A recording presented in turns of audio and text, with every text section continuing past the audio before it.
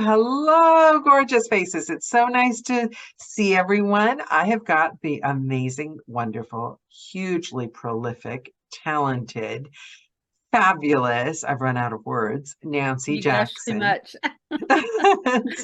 The truth about it is, Nancy, I wanted to talk to you because we're all inundated with each other's social media posts and everything. But I don't know if you're familiar with a writer called Barbara Sher, or Sher, I think it's Sher, Sher. She wrote a book called Refuse to Choose, about people that they don't specialize in one thing. They've always got 20 projects going on in their house. They've got like a corner for knitting. They've got their paint sets. And they always have these surprising string of careers in their past. And when I look at your Facebook page, it's like, what's she up to now? Do you know what I mean? And I'm fascinated by people like that. My father was like that. I find it a wonderful, exciting way to live. I want to do more of it, but I find I cut myself off from giving myself time to pursue things that I love. So, were you, when you were 10 years old, can you please tell me about 10-year-old Nancy? What were Well, you doing? 10-year-old Nancy was living in a little bitty house with her mom and dad and her grandmother part-time. Grandma moved around, but it was on a farm in Oh, the middle of cool. Oklahoma, and I had no brothers and sisters. And I, you do the typical toys, the bicycle, the dolls, all of that stuff. But I was always wanting the thing like the little looms to weave the little pot holders. Macrame. Yeah, Well, yeah. yeah, they were kind of a knit loop, and you put them on this frame and you wove them. And then my mom, she was a school teacher, so she brought home these little plaster things. I guess it was a craft that they were doing in their fifth grade or something, and I wasn't quite there yet. But there were decoupage, and she had some kind of stuff for crackle, and you put that on there. And I can remember when my parents were having company and they were playing cards or whatever, and I was in there at the washer and the dryer because it was the only other big flat surface besides the table they were using. I had all these little plaster things set up, and I was doing like, assembly line. I'd do the one process and put so yes, I was always in that. I was very athletic in school too. I loved art. I was in 4-H, but I did demonstrations and speeches and all the things that 4-H kids do. I cooked some, but my mom was kind of like, just get out of the kitchen and let me do it. So I was an adult before I learned to cook. But I got married at 17. And Wow. by Well, the did you time, guys meet at school? Was it like a high school sweetheart kind of thing? no, and we were in a small town, and he had just graduated. And I went to a small town that was close, but wasn't the same small town that I lived in because my mom taught there. And so just one Saturday night, cruising Maine, him and his buddy, they pulled up, and then I got married. But then now hang on to your hat, because I proceeded to have 3 kids in 4 years. When you were so you were really young then. So that's, Yeah. So Ben, my oldest, so I when I graduated, I had just turned 18, and we had gotten married while I was a senior. were you madly in love at the time? I Was it thought like I love at was, first? I thought I was, Daniela, but I really grew up in a dysfunctional home. And there's a whole huge story behind that I won't, go into Yeah, right now. yeah, But I really didn't know what love was. I yeah.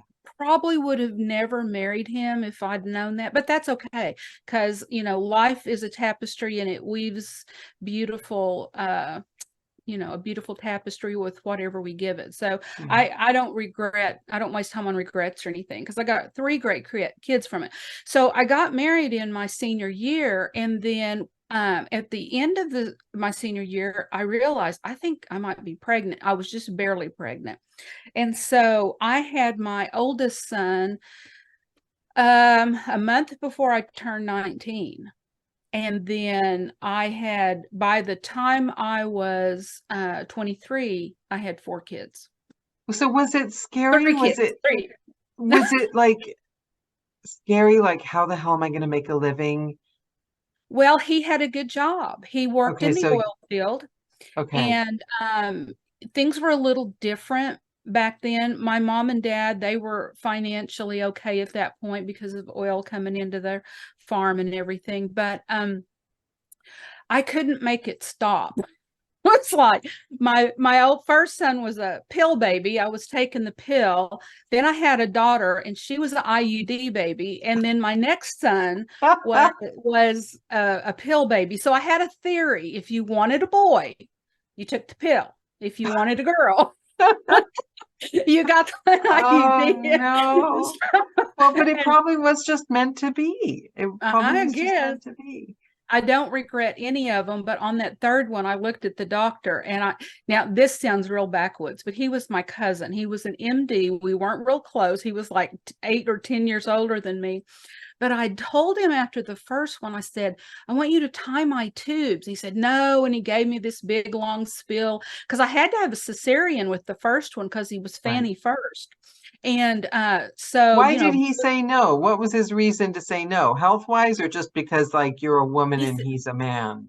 no, it wasn't that at all. He was like, I've only got so long to look at the baby before I, have to do that or sew you back up or whatever. And those two may get in kindergarten and you may decide you want to have another one. I just think you're being too hasty to make this decision.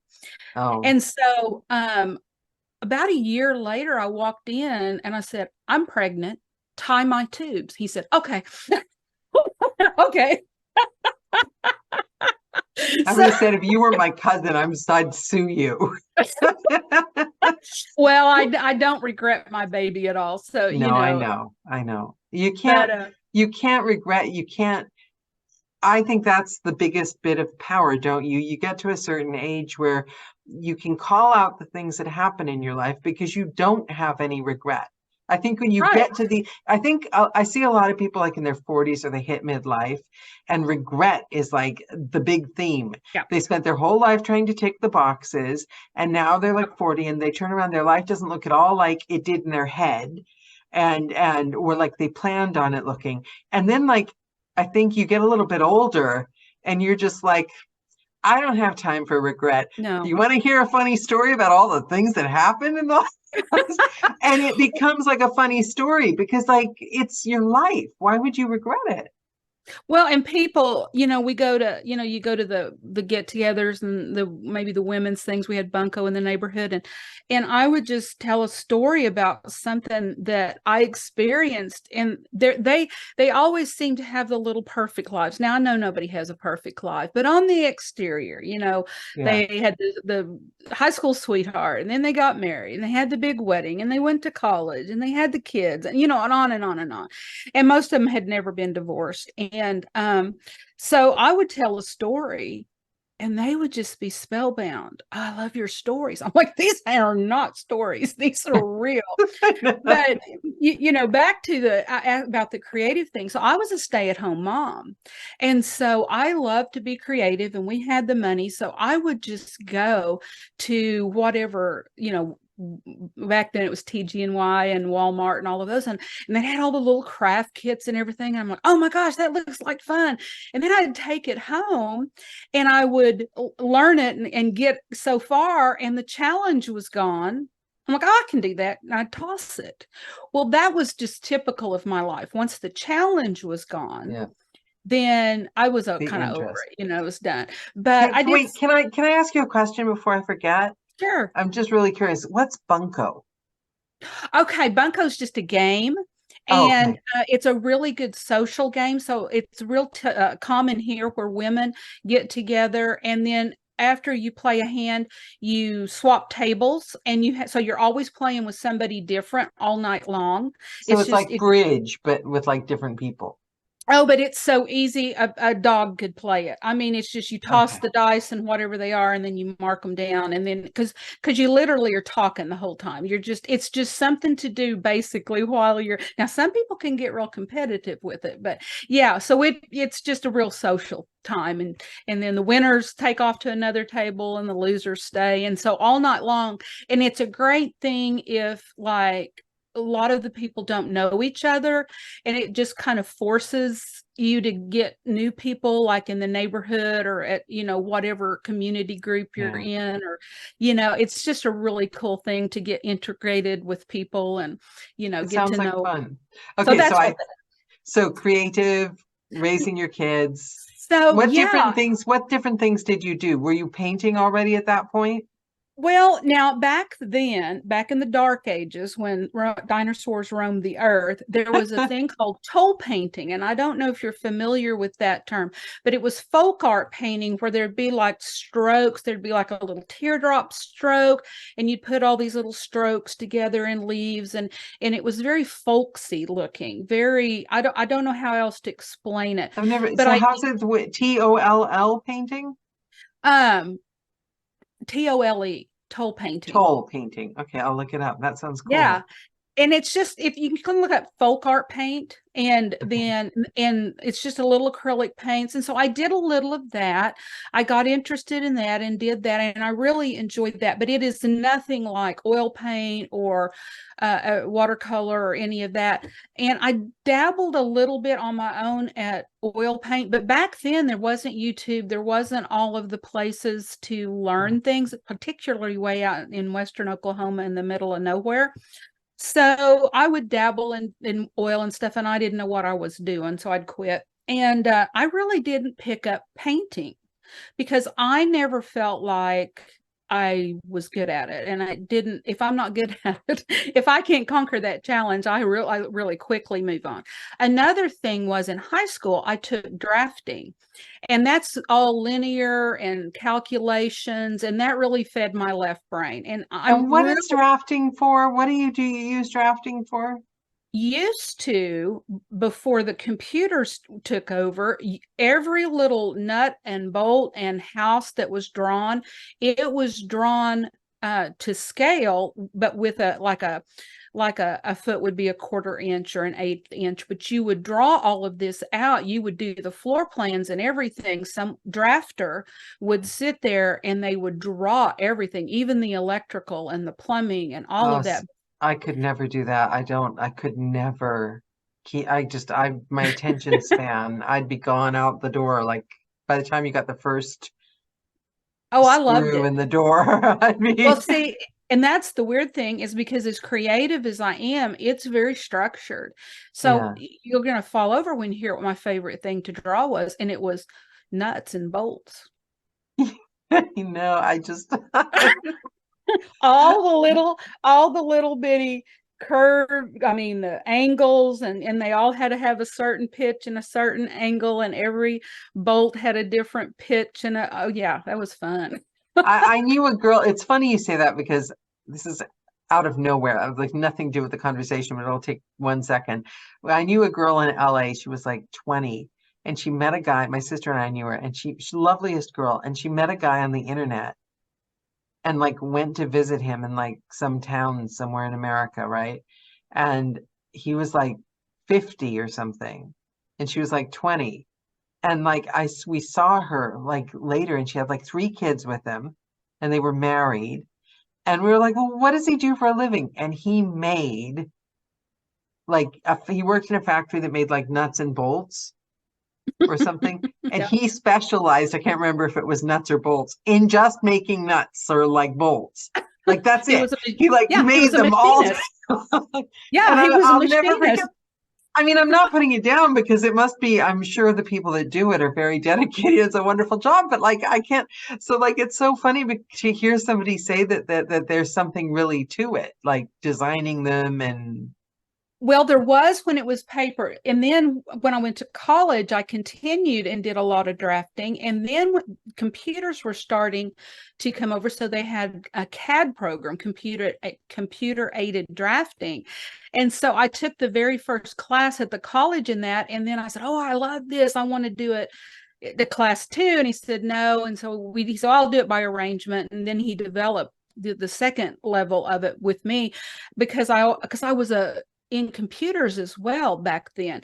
So I do have that left brain Yeah. rigidity and the numerics and everything. That was what I love challenges. And that was with the thing with the nuts and the bolts. That was one of the most challenging things you could draw, because you're taking your ruler, and even the width of your pencil could make it off. I mean, you were really challenged to get those angles just right and to move so I love the challenge of it. That was But what have you what had your intelligence tested? Because I'm narrating one of your books right now, and you're like, I suspect, out of the norm intelligence wise. I mean, have you like had that tested, like Mensa I kind of did. thing? I did when I was, how old was I? Was I 11 or 12? I think I was about, I don't know, somewhere around in there, 10, 11, 12. And I, there are different parts of an IQ test. And the one that I remember uh, absolutely blowing the lady away. And I didn't think I'd done anything special, but they have little blocks or something there with different shapes, and they would show you a picture where the shapes were together to make something, whether a Right, square, but you had to put the shapes there exactly. right. And when I saw it, I knew what it was, and I just went, doop. And she didn't even get looked. I mean, she hadn't even no more than looked down at her paper till I was done every time. I mean, I just saw it. I knew.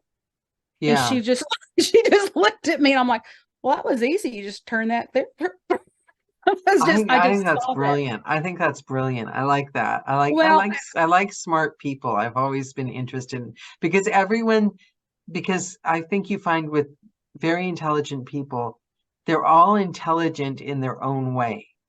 And you can yeah, learn from, it's like fascinating, I think, meeting people that have that affinity towards, something their mind for whatever reason just developed intensely in a certain right. direction.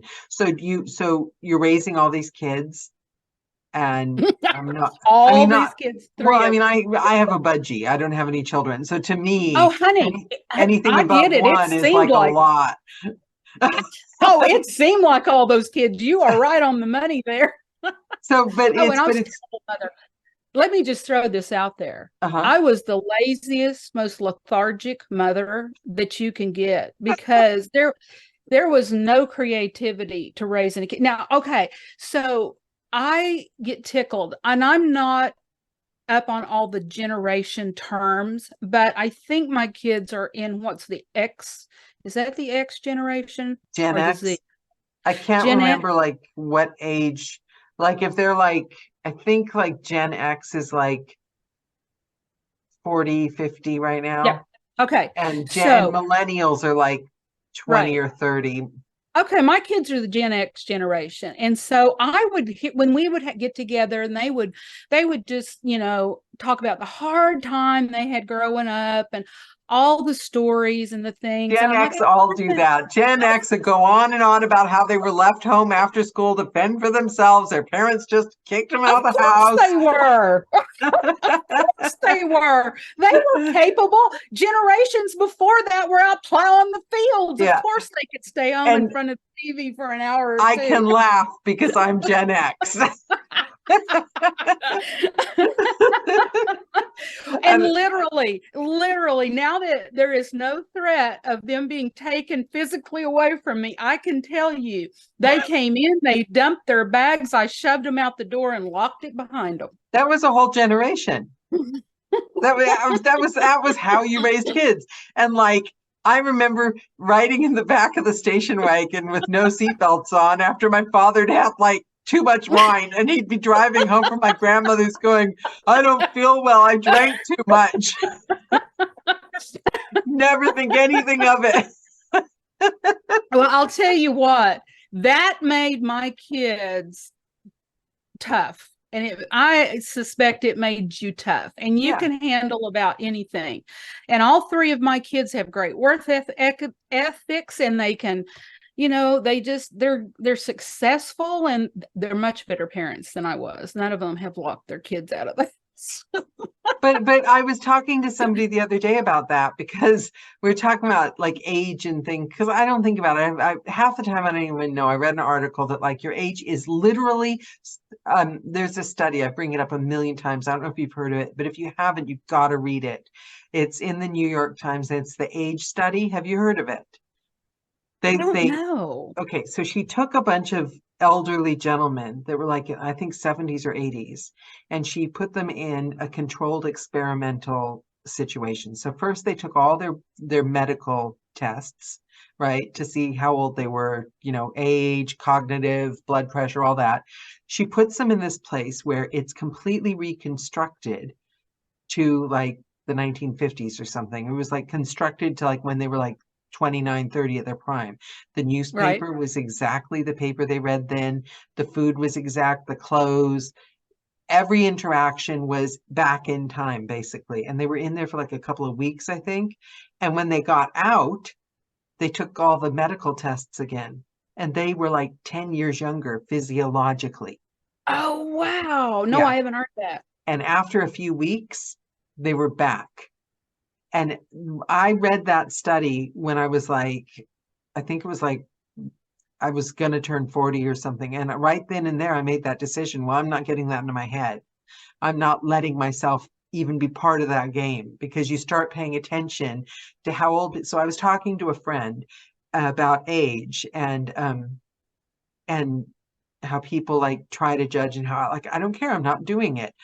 And I said something, because we're talking about somebody not showing up to something, and you and I had said that before this call.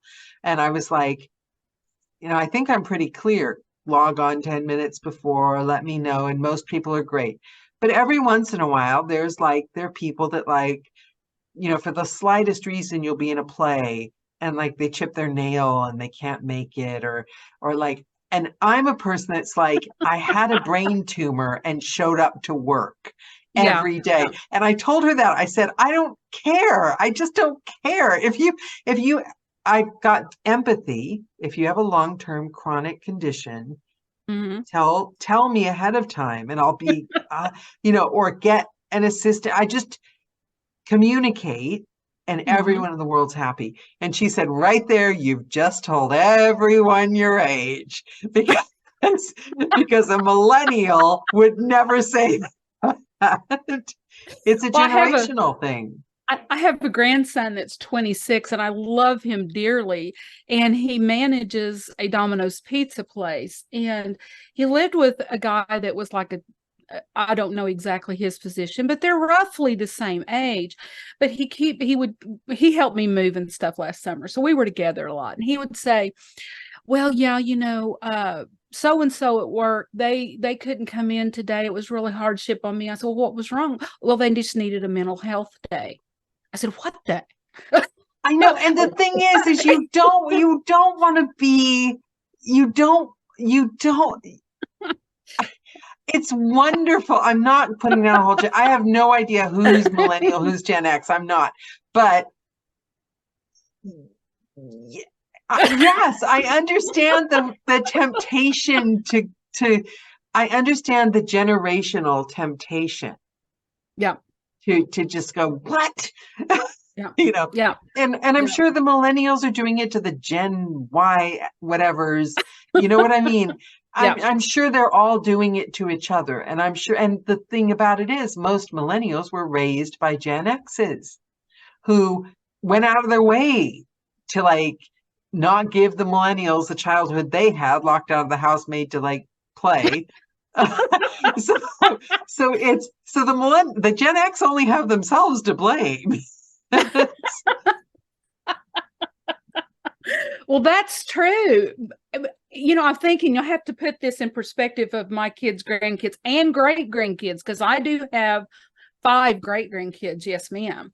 Oh, wow. That's what Wow. happens when you I start. mean, Yeah. that's something to be really proud of, though. That, do you know what I mean? They could take over Yeah. the world, and they wouldn't if you hadn't had them. But anyway, I look at all the generations in that context because I know them better than, any other. And Yeah. there's just there is a marked difference, absolutely a Yeah. marked difference. And I can remember one of the funniest things, and gosh, you and your audience are going to crack up about this. But so during school, and this is when they were in junior high and high school, and they would, or whenever they have lunches at school, so you pay for their lunches at school, and they just go to school and they eat or whatever, and I don't know what they do at school. That's not my job. I didn't know any of their teachers. I barely knew where the schools were. My daughter, she would stop every day at kindergarten with her oldest one, and she'd ask the teacher, "How do you do today?" I'm like, I don't even know who your teacher I was. know. See, that's how I liked it that way, actually. I think they're independent. So come summer, so they've eaten at school all year long, and I'm thinking, because I did not have a lot of money. I was a single mom by that point, and I didn't have a lot of money, and I was pinching pennies. And so years later, decades later, they're having this little cluster yak about how awful it was growing up, and they said, and we never had anything to eat in the summer for lunch. I said, what? Yeah, you did. Oh no, there was nothing in that pantry. There was mustard, and and there was an old dried up onion. They were going, and of course the younger two, they'd say, and we would just try to be so creative. What can we make out of this? Like it wasn't that bad. I don't know. Maybe it was. Well, no, I'm sorry. Well, then try having an Italian father and getting sent to school with calamari for lunch in your school box while everyone else is eating Twinkies. I just don't remember it that way, but but that's the thing, and my sister and I, note to self, maybe edit this out or don't let my sister see it. But we grew up in the same household and we were only 4 years apart, and we had completely different childhoods. Like we completely remember things completely differently. Everyone's, because you're only like seeing it from your eyes, right? So well, and do you think birth order has anything to do with that? Because my oldest is the typical, he went to the National Guard in the military. He's type A, puts me to shame. And my youngest one is I think more like me. He's artistic. I mean, he was always dyeing his hair a different color and doing, whatever. And they were only 4 years apart. And I've often wondered if a lot of that had to do with birth order.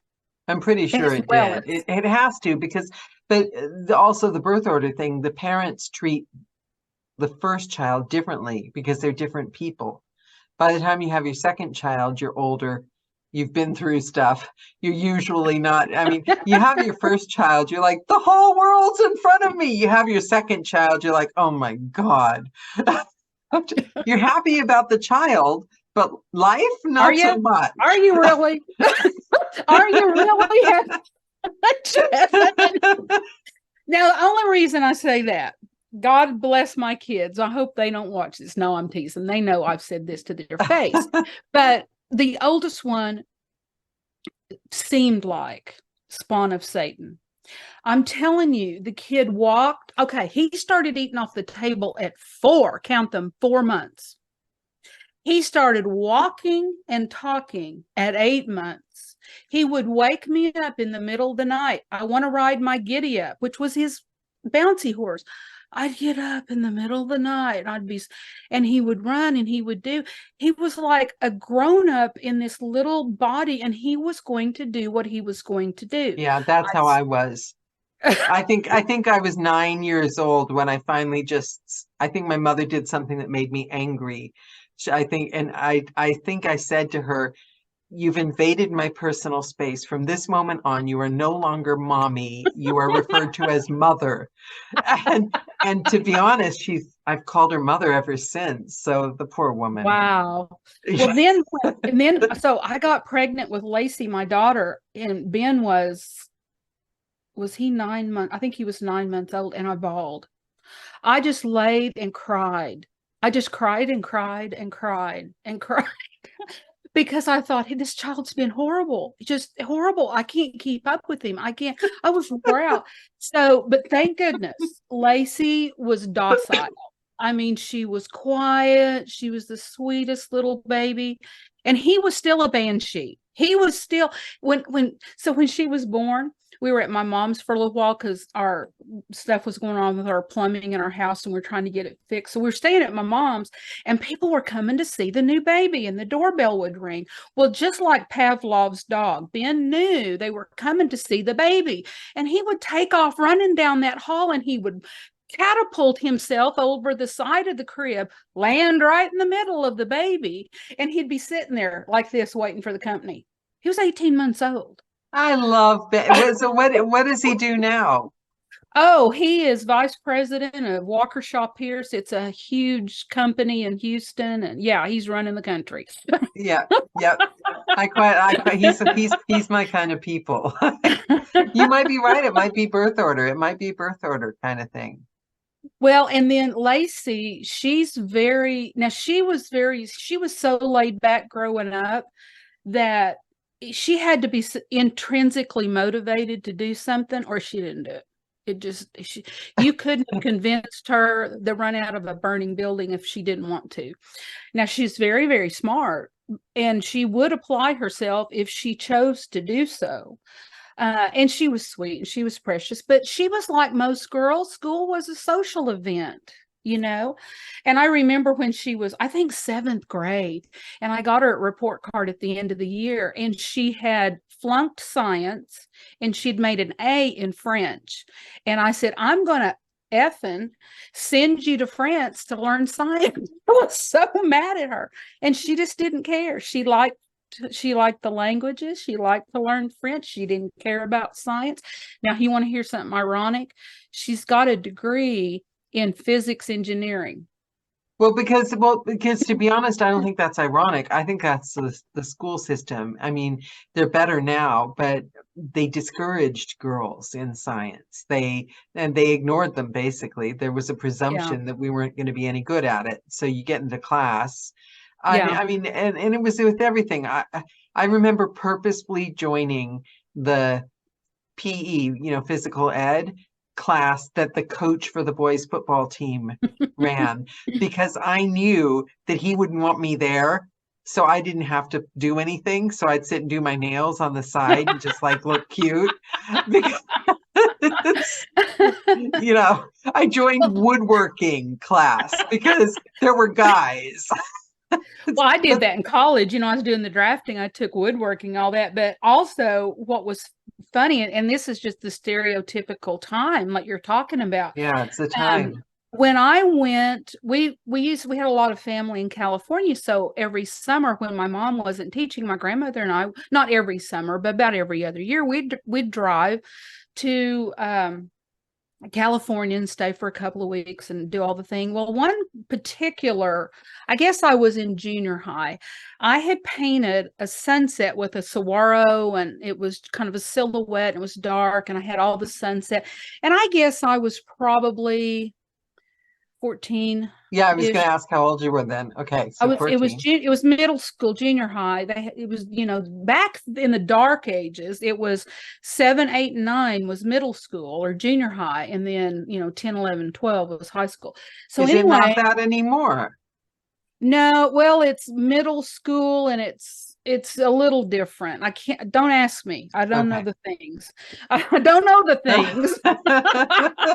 So, and it may be, but I think they don't call it junior high anymore. They call it middle school, and it's just different. But anyway, so I was so proud of this picture, and I took it to the art teacher of the school, and man, Miss Price, I remember her to this day, and I was so excited. She was the only person I knew that might actually appreciate the picture, and she loved it, and she was just gushing, and she said, we just got to get you an art class. And my heart sank, because God bless, in this little backwards town, if you are smart, you didn't take art class. Art class was for the dummies, the ones who couldn't excel at the math, that couldn't That's so excel at the. sad. And so I knew my mom was a teacher. There was no way she was going to let me be in art class. Yeah. And so I said, well, Miss Price, I'm sorry, I don't think I'll be able to. And, Oh, but, you know, I've made up for it since. yeah. So, So how did you start writing? I'm fascinated by how somebody goes to that moment when they're facing this daunting blank sheet of paper and I can creating tell you, worlds. I can tell you, girl, in the seventh grade, we had literature class. And so one day, well, we wrote little bits and we talked about literature and all the things. But the very first thing I ever remember really writing, she took a picture. It was a photograph, I think, of I don't know how the lady was. She was looking out a window, kind of forlornly, but thoughtful. And she's, okay, I want you to write a story. And I just started writing. And I wrote and I wrote and I wrote and I wrote, and I ended it with a flourish. And so we handed it in. You know, what can I say? You do. And so I handed it in, and then, you know, a day or two later, when she gets them all graded, she said, I have to read one of them in class. She said, we've got a real writer in class. And I'm Oh. looking around to see who this writer is going to be. And it was mine. And I was like, Wow. well, yeah, of course it was me, because I ended it with a flourish. So, but it was just, I don't know. So I always thought it would be cool to write a book, but you have to understand, my personality was, I didn't have the longevity to write more than 3 or 4 pages, because the challenge was over, you know? See, So that's exactly what I worry about. Like, I know that I can handle the writing and the characters. It's the how do you not get bored after like chapter 2 writing it? well, so I just didn't write a book. So I just would write here and there, and I would write different things. I remember when I was a junior, I was applying to a science camp, and they only selected certain ones, and I was good at science. I loved biology. And so you had to write an essay about why they should let you in this camp. And so I'd written it, and I remember in study hall, and I turned it around. I said to my friends, I said, read this and see if you think that this essay will get me into the medical camp. You know, they were like 16, 17 at that time, and they all read it, and they looked at me, and they looked at each other, and they said, you don't belong in a medical camp. You're a writer. I'm like, no, but will it get me into, have I written it well enough to get me into no, it wasn't well enough to get me in the medical camp, but thank goodness, because that wasn't my destiny. And then through the years, I wrote a little, you know, articles for newspapers, and I wrote a little bit in college, but I never really dove in till probably, see, how long was it? I think I started a novel in, I want to say let's see, I was working at a particular job in 97. So I'm going to say 99-ish. And I had a great idea. I did tons of research. And that was when Google was not prolific the way it is. So you were doing lots of digging all different places. So And what were your actually circumstances like in 99? Did you have kids living with you at the moment? Were you? I had kids never really would have stopped me doing it. They were always locked outside. No, I'm teasing. No. At that point, let me see. I had one at home. My baby was at home. The other two were out doing their thing. Okay. So, the company I worked for was a national company, but I worked at home and set my own schedule and I traveled a lot. So I was very flexible. So I could write on my laptop whenever I wanted to. And I got quite a distance into the novel and I really was liking it. I let a few people read it. They were excited about it. And something happened in my life and I just got mentally off, shifted, and I just couldn't make myself get back to it. However, I felt stumped. I had different, characters and they were, I'd gotten to a place where I felt like I don't know how to unweave this knot or weave this knot, or it felt like I just kind of hit a brick wall. And was it a thriller or a romance or I don't do romance. okay. I was being polite. I do real life stuff. No. So the audience is right now getting to know why Nancy's one of my favorite writers, because they know me in thrillers. Well, it was a murder mystery. It was a murder mystery, and at the risk of somebody stealing my idea, it was. But seriously, are you sure you want to say it? Because 45,000 people watch the YouTube videos, and I'm not kidding. These days, ideas get stolen. I still have it in a drawer, so let's not. But okay, anyway, yeah, I had another writer do that, and I thought, are you sure you don't want me to edit that out? Because I'd hate to be the one. Well, we won't say, but it was good. It was a good. Suffice to say, it was a brilliant concept. Oh, well, let's just say it's brilliant. I mean, why not? Yes. But anyway, yes. So, but it got in a knot. All the plot lines, all the things got in a knot. And that was back when the only tool I had to work with was Microsoft Word. Now, I know that to a narrator or some other people that may not seem like a big deal, but now I write with a software program called Scrivener, where you can move it around and you can write. Like I have woke up with chapters in the middle of the night being just literally downloaded into my brain. And I would go in there and I would flesh all that out. And then I would put it where it kind of needed to go for later. But then I could move things around. So the tools that a writer has now is a lot more fluid, and which helps me because I may not think just linear. I may think and then jump to something. And then I'm like, okay, now we got to get there. So now I'm going to write from here to get there. Do you know when you start a thriller, do you know who did it? I have no clue most of the time. Do you not work from an outline at all? Or do you? Oh, no. I do the Stephen King method. Have you ever read his book on writing? Yes. I love it. I'm a fan. So, yeah. So no, in fact, if I start out with a thought or an idea and I think, okay, this is how it's going to happen, I don't get very long into it till the whole thing's taken a life of its own. And I'm just kind of following along. Oh, and when I'm typing, I'm like, oh, wow, that's cool. Now what's going to happen?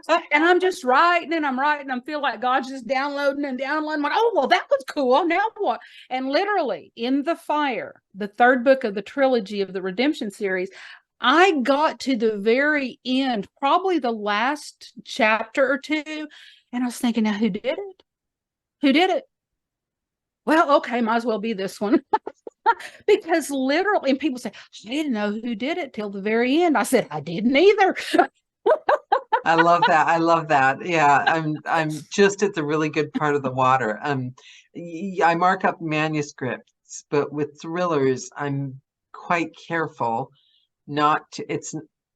You mark up the manuscript because you want to make sure that you, the writer, don't tell me that Carrie, who I'll be talking about for 35 chapters, on chapter 36, it'll say, Carrie with her heavy Swedish accent and I've done 35 chapters. So every narrator knows they need to make sure. But I've got a way of marking up the manuscript now, having done like hundreds of books, where I don't completely spoil it for myself. Because I think with thrillers, the Mhm. last thing you want, I mean, you're an actor anyway, but the last thing you want is to sound, you don't want to give it away Right, because you already know so much. Do right. you know what I mean? In your Yes. voice.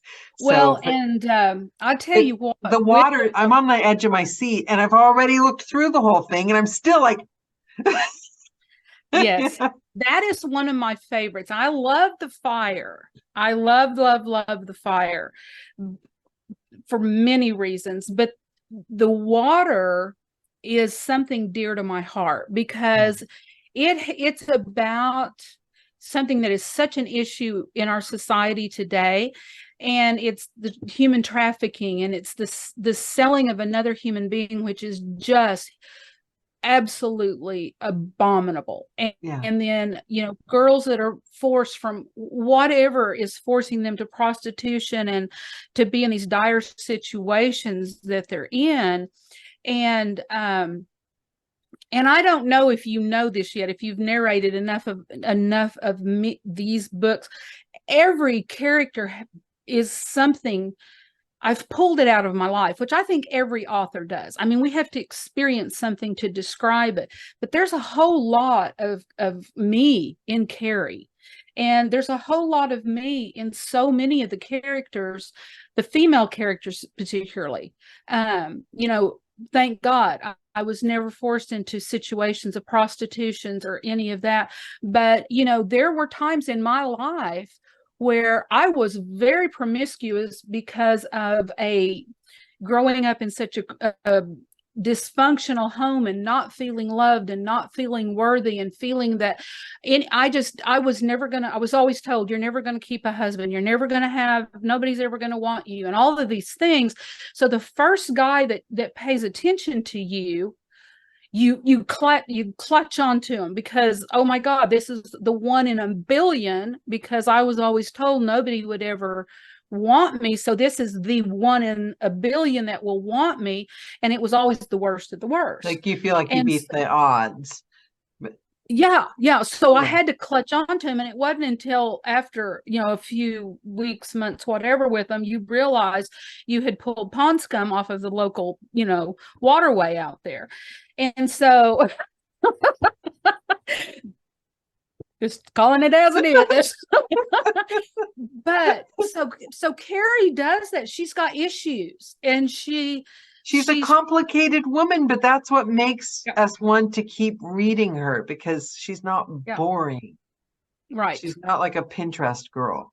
She's a No, I don't complicated like woman. those are the ones that are in the romances. God bless Hallmark and all, but no. I mean, a lot of the romances now, though, a lot of people are very ingenious. There are a lot of complicated women in the romance, and Yeah, those are the interesting yeah, ones. I want to meet yes, the real people.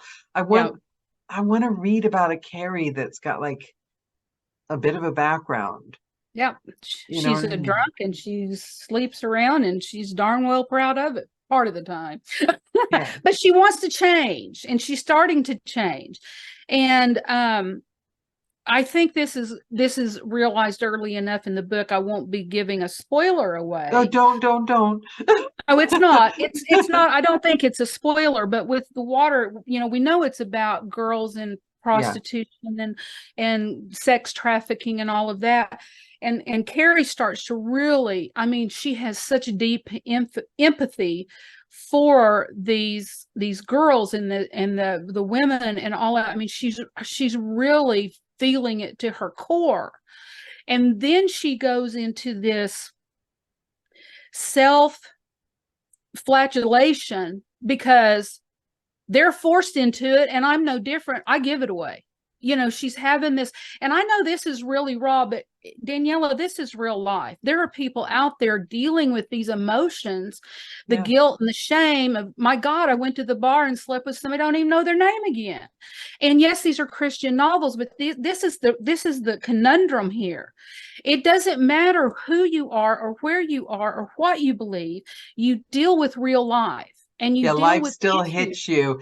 But then again, there's always a pride. That it's Yeah. what Mr. Rogers says, look for the helpers. Yes. Yeah. Yeah. So she's going through this, beating herself up because nobody's forcing her to live a life of it's demeaning to herself. It's you know it,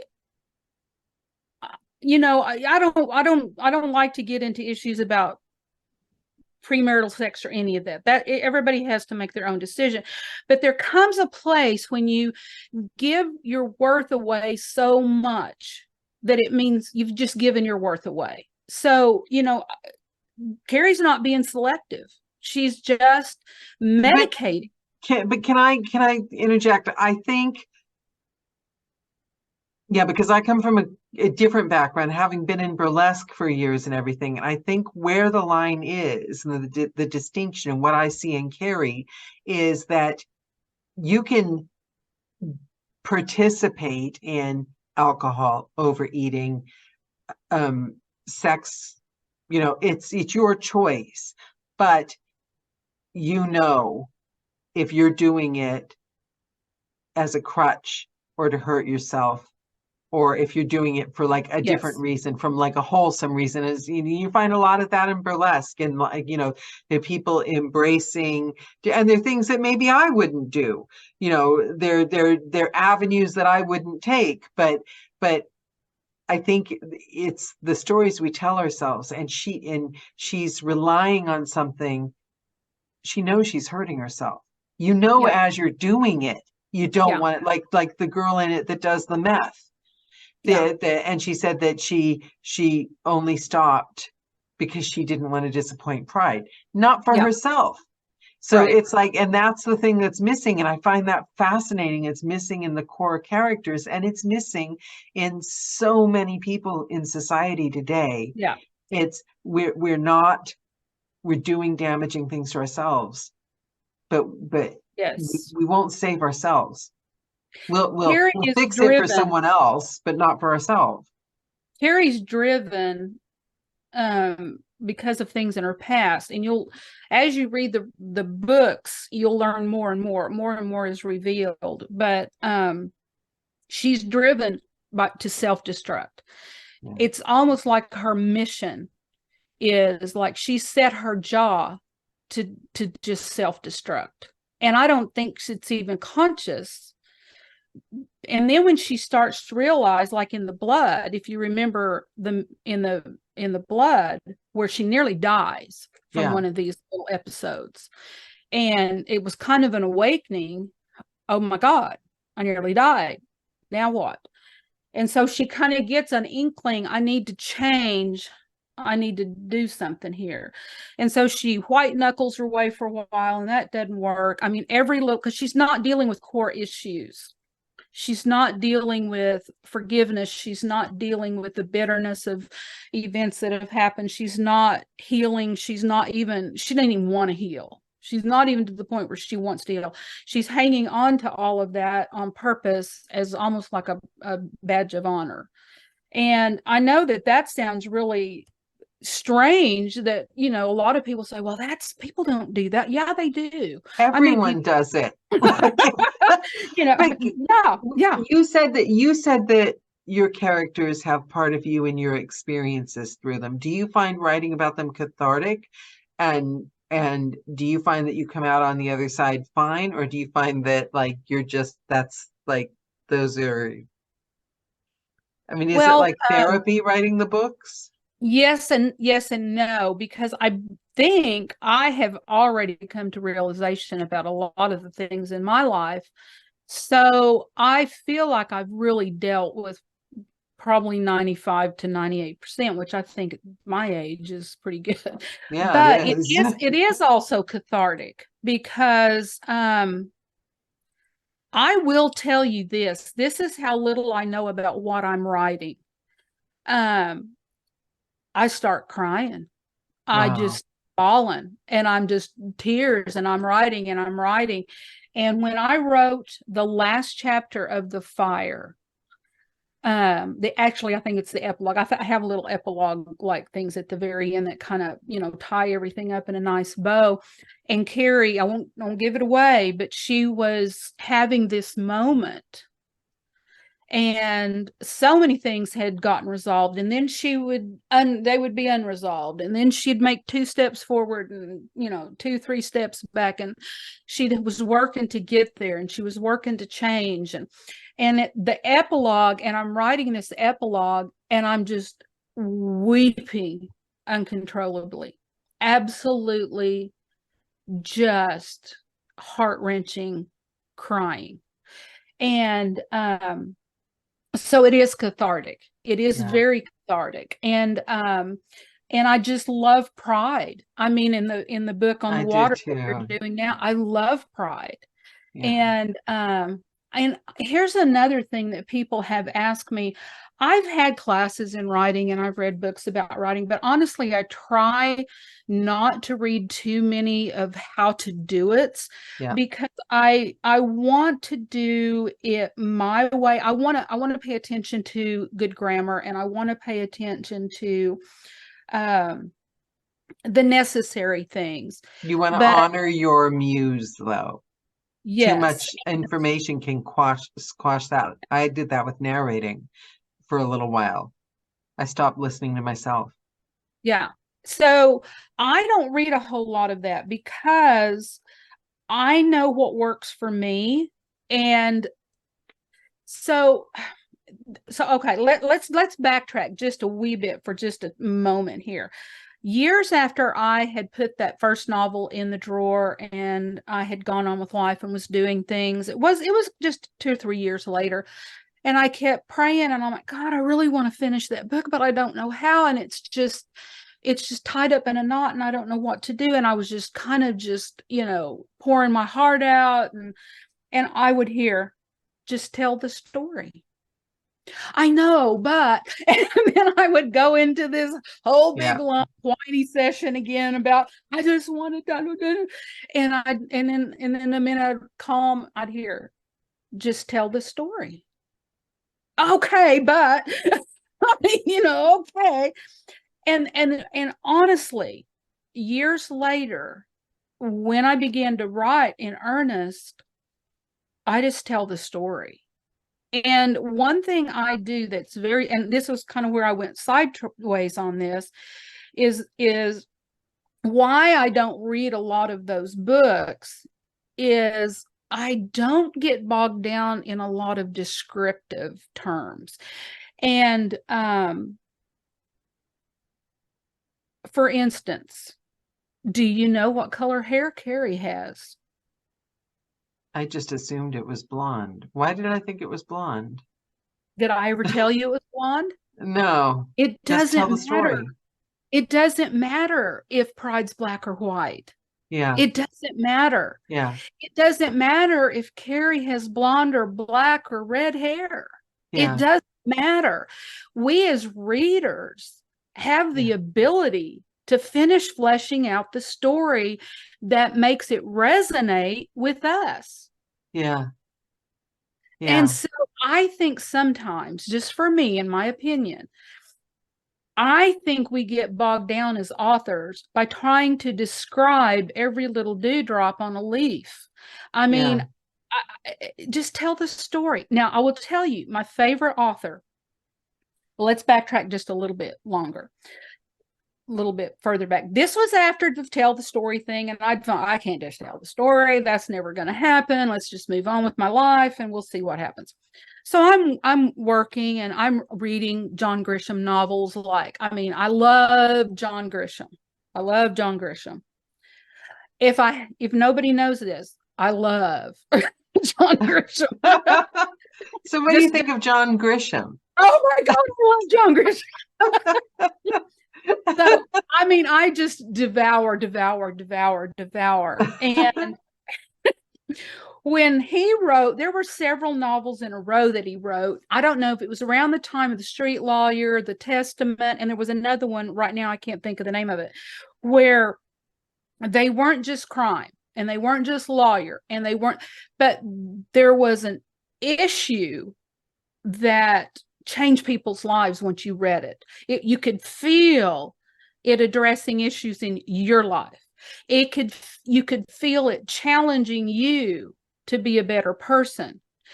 And I'm like, oh my God, I want to write novels that change people's lives. Because Yeah. everybody, I mean, it's only the people that want to be helped that pick up a self-help book. And then sometimes they don't even get to the end. They get through like 3 or 4 chapters and they get the gist of it and they toss it on the pile. But they're not, if they're reading a novel, they don't know they're getting ready to be faced or possibly faced with issues they might have. Yeah. And I like that subtlety, because we're all the same. I don't care. We're all the same. We all have something we're working on or But should I be working. like the fact that you said subtlety, because I've got to be honest, I'm so sick of movies and shows and books that are just slapping me in the face with lessons. I I don't some like that Yeah, either. Ugh, it's yeah, cringeworthy. Don't shove your agenda. I don't care what your yeah, agenda. It could be the most noble agenda in the world. yeah, but I'm sick of it. I Don't just want to shove be it down told a my throat. story. Yeah. Don't shove it down my throat, because that's the quickest thing to get me to run the other direction, even Yeah, if it's something I need desperately. yeah, Don't hit me over the head with it. So I'm 100% there. yeah. And if I was going to redo The Blood, I would shift a little bit there. There are things about it, and ironically, a lot of people say that's the favorite novel of all of them that I've written, and they've read them all. I I'm like, love The Blood, but I've got to be honest, I'm halfway through narrating The Water, and I like it better. oh, it is better. I'm Yeah. sorry. That's just my personal opinion. And so anyway, I felt like I got better at telling the Yeah, story. I find that with writers, you're also better at living in that world. Yes. So I kind of said, "Oh Lord, it would be nice, to write novels that change people's lives." And then it was kind of, on with life. And so so have you? Well, then many years later, I was just spending a quiet time. I don't know if your audience knows, but I am a licensed realtor, and it's hard. And I don't care what people say. You can watch HGTV all day and you can see the smiling faces and how easy being a realtor is. Hogwash. And so I Do was you just, do you bake cookies? I have to ask that. Do you bake cookies so the house smells homey? well, if the homeowner wants to do that, they can. But I got too much to do to mess with that kind of crap. I'll Okay, buy a so I'll buy can a I ask candle that one smells more like real estate question and then I promise no more? Have you it. ever sold a house where you had to tell them, I have to disclose that someone was murdered in this house? Yes, absolutely. Really? Yes, actually, my buyers, it was up the other way around. I had buyers fell in love with the house. We'd been looking at houses in the rain, pouring rain all day. They finally fall in love with one. And so the other realtor, and this is another thing, most realtors that have sold real estate over a day or two, they know we have to work together. So it's not a competition. We just want to facilitate the transaction. So whatever it takes to help both our clients is what we're doing. So she called me and she said, well, the sellers are going to sign the contract. However, I just thought it's not required by law, but they wanted me to disclose to you that there was a suicide in the garage. The I don't know who it was that lived there, but they hung themselves in the garage. Oh, And I said, "Oh Lordy, Lordy." So I said, "I'll tell them." And so they didn't care, and we moved forward. But yeah, yeah. So did that answer your question? yeah, well, no, just because I saw that on something last night TV where like they found the perfect house and the real estate agent said, I'm required to disclose to you that there was a triple homicide in this house. And I thought to myself, I wonder if I would buy the house.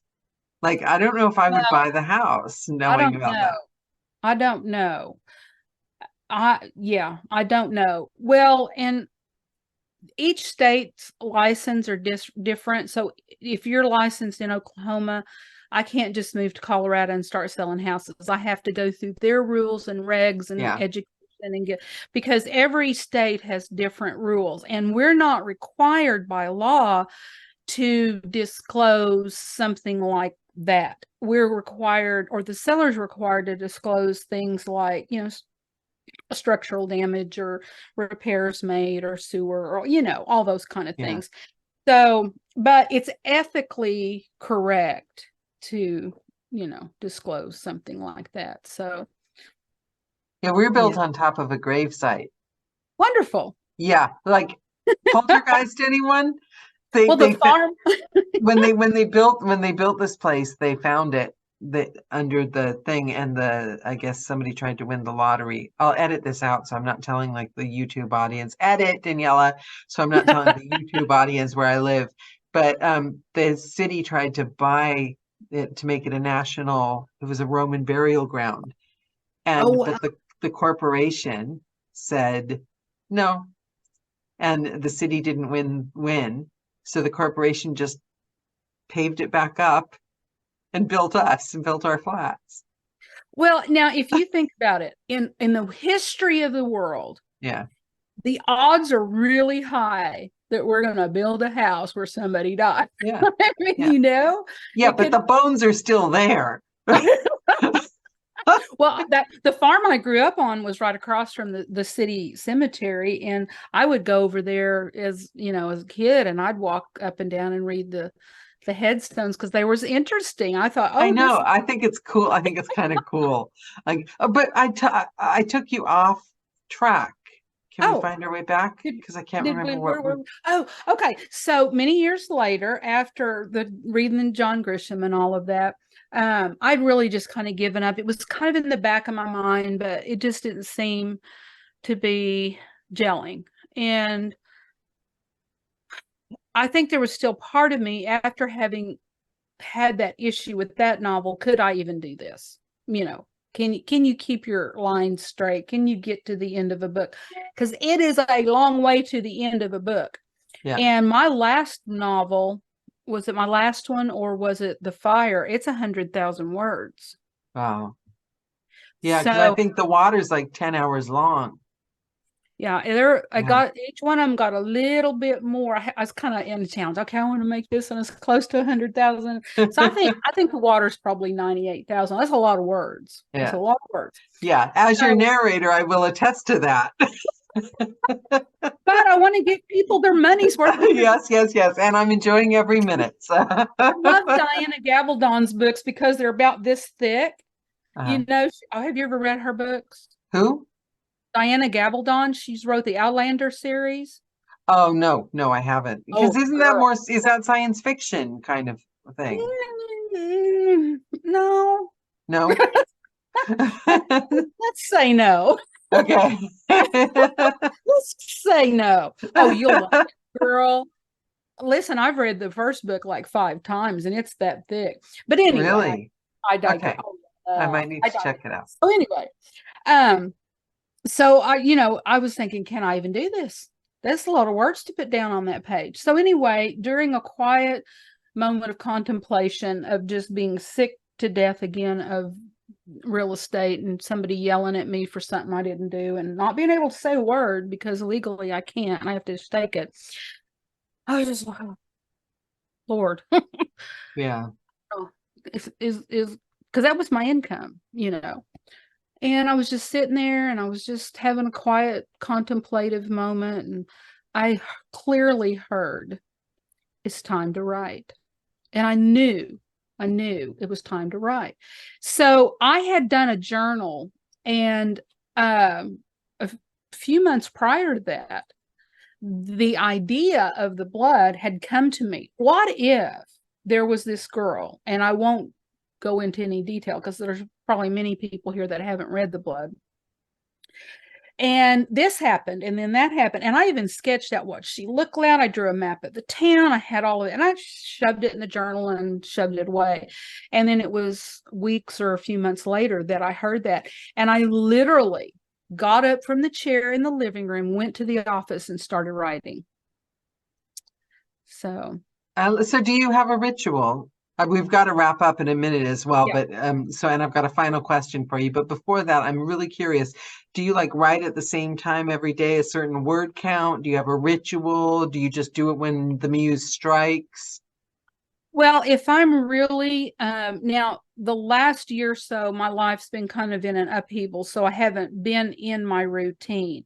But when I was in my routine, yes, I had a ritual. I would get up, have my quiet coffee time, let my mole eyes open fully, and then I would go right. And I tried because I was kind of like just driven to get them out. And I usually wrote 5,000 words a day. Wow. Yeah, it was, but I type 110 words a minute too. So, but that's what I'm saying. That's how fast these stories were just being downloaded to me. I Wow. don't feel like I was using very much of my own creative ability. It was just literally coming to me, and I'm just typing as fast as I can type. And there were things I don't want to discount my creative input into them at all, but I would get yellow tablets and I would write, okay, this could happen, or this could happen, or this could happen, or this could happen. And I'd be typing, I'd like look over at that list. I'm like, mark that one off, and we'd go with it. So, but yeah, normally of a morning, I kind of became a morning person, but if I let my natural clock, I'm a night person, so Yeah. I could probably at work at night too. I know we got to wrap up. Let me talk about, because we have not talked about probably my favorite. I love the water and I love the fire, but my standalone book, Choices Like Rivers. I know, I If can't wait to get into that. And actually, this is okay because normally I ask for a last piece of advice, but I'm going to use so I can use it for the cover. But I like just write the story. I love that. Yeah, I think that's yeah, profound in its simplicity. So let's end tell on the telling me story. about choices. Well, very quickly, again, I had an idea in my head what I thought this story was going to be. Yeah. Don't give me any spoilers because I haven't even marked it up yet. Okay. So don't tell me how it ends because you'll spoil it Okay. for me. Oh, I can't. And I've had multiple people tell me they've read the last couple of chapters over and over and over and over Wow. again because they affect you that much. And it affected me again when I'm writing the next to the chapter before the epilogue. I'm just bawling, Wow. crying. And I can't so wait. it is totally out of left field. I've never heard a story like this. And this isn't to my credit. I don't want to sound like somebody who's bragging or saying I'm all that. This story just came to me. It was just again downloaded to me. There were multiple chapters. I would go to bed at night and they'd just be downloaded, and I'm like, oh, can you just wait? I can't get up and write it now. Just let it stay. And I'd get up and it would be there, and I'd just go in there and write that chapter. And it is set in the 70s, which I'm a 70s girl. Let's just face it. I was born in 1958 and I started junior high in 1970 and, graduated Oh, in it's going to be so much fun 1976. to do. I love that. I love that So era. It's I going to be loved so all the much fun. references. Yeah, I loved all the references to life back then. And it was cool revisiting that era and, the way phones were and the way cars were.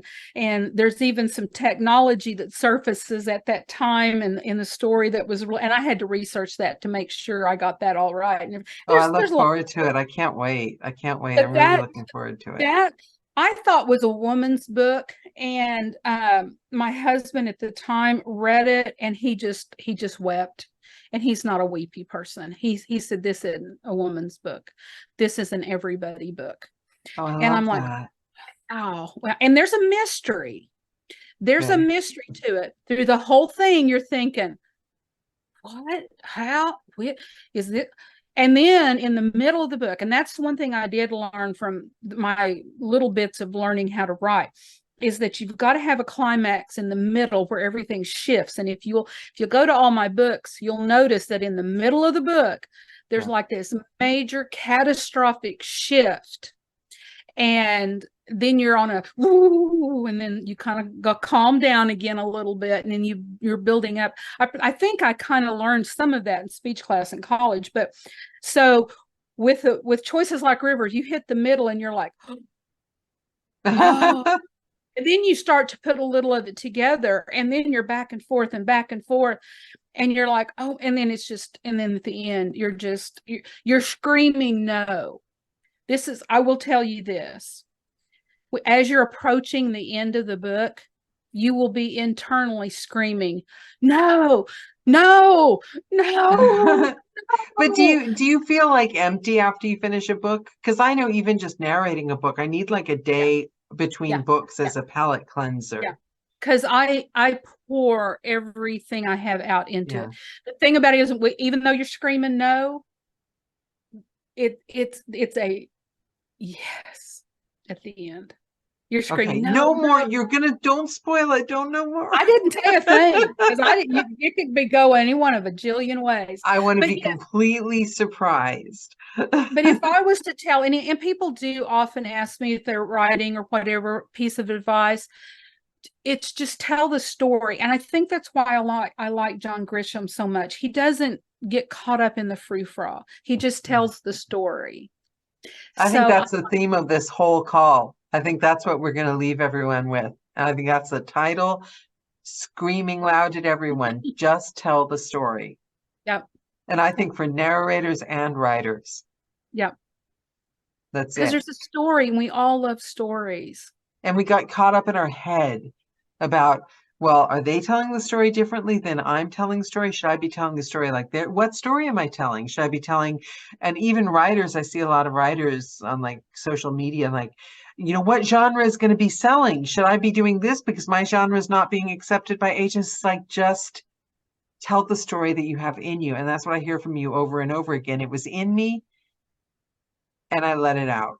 And that's what Yep. creativity is. The few times I was published, like just articles, I've never even tried a book, were literally by accident. I'd like had a thought, like in the shower, and had to write it down.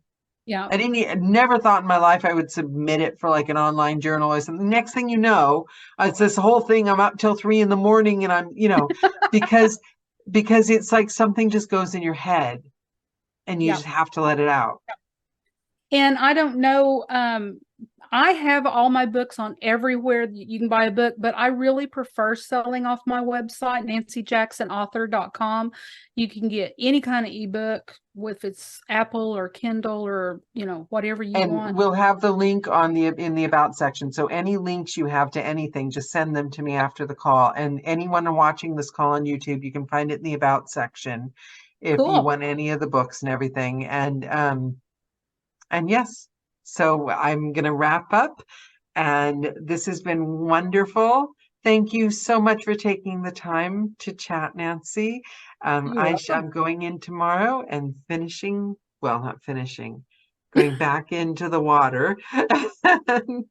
And it's a pure joy. And it's a treat to interview a writer at the same time I'm doing their book. Oh, well, cool. It's the first time I've ever done that. So I've got your characters in my head as we speak. So it's been Awesome. fabulous. Thank you I so can't wait to hear much. what you think about it when you're done. Well, thank you for letting me be part of this journey. It's an honor. It's an honor. Absolutely. Working with our writers is the best thing about this job. It is, hands Awesome. down. So thank you very much. Thanks. Bye. Mwah. Bye, Nancy. Bye. Bye.